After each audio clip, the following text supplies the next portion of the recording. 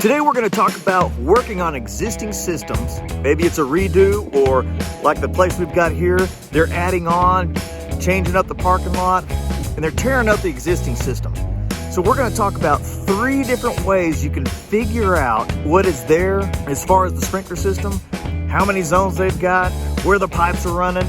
There's 3 different things that you can do that can help you figure that out and help you either get a job started or get one finished. And I got a bonus tip for you, so make sure you watch all the way to the end. We're working on a job right now where they're adding on to this building. They're changing up the parking lot, adding some spaces, redoing them part of the driveway. So I've got to figure out things they've already tore up, how are we going to cap some things off, and then later we're going to reroute this stuff. But there are these 3 ways that can help you get started and get started figuring out what is what over here. And one of the best ways really is if you can find an existing plan. Maybe it's an as-built or even just something that they went off of. If you can find an existing plan to the irrigation system, lay it out, roll it out, look at it, measure some things off, and try to figure out how you can locate the valves off of it. Where's the main line running? Where's it tie in? You can get a lot of information off of a design and off of a plan.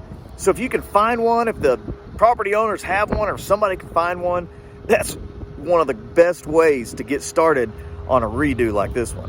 One of the other things that you can do is try to figure out who put this job in. If it was a local guy and somebody you know, you can give them a call, see if they don't mind meeting you out there. Even if you've got to pay them, if you could walk the project with them, they can show you what they did, of course if they can remember, but they can show you how things were run, what they did, and that's going to give you a jump on finding this stuff, figuring out how you're going to reroute it or cap it off. And if you can't find a plan, don't know who put it in, which is both of those situations is what we're in, pretty much the last thing that you can do, and about the only other thing that you can do, well, get your ditcher out, get your shovels, start digging.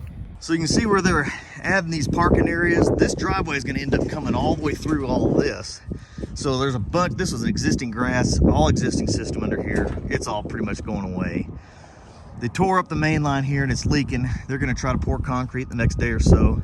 So we're over here finding what we've got. And if you don't find a plan, don't know who put it in, man, about the only way you can figure it out is you just got to dig it up and see what's what.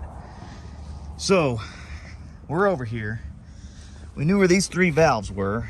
They tore up that main line on the other side of this dirt. So dug up this main line here. Found the wires. Of course, I cut the wires. You want to try to avoid that if you can. But I saw these 3 valves. There was 3 wires. It got me thinking this main line probably stops. So I went ahead and dug, and sure enough, uncovered an elbow. The main line goes into these valves, kind of manifolded here. Elbows into this one, so this main line stops right here. So I know if I'm going to cap this off so it's not leaking over there, I'm going to have to find about where that truck is, cap it off over there, or find it out in the front to stop water from any of this, because they're really worried about it leaking. The only way you can figure this out is to dig it up and look at it. Now we're going to go over there and see what we can find. All right, found our main line on this side. I'm going to cap it here. Now I know I'm going to cap it right here because when I dug up those 3 valves there, the last one elbowed into that last valve, or the main line elbowed into that last valve. So the main line doesn't continue. I know it doesn't continue from right there, and I know that the water source is up around the other side of the building. And so logically it makes sense that they went around and came this way.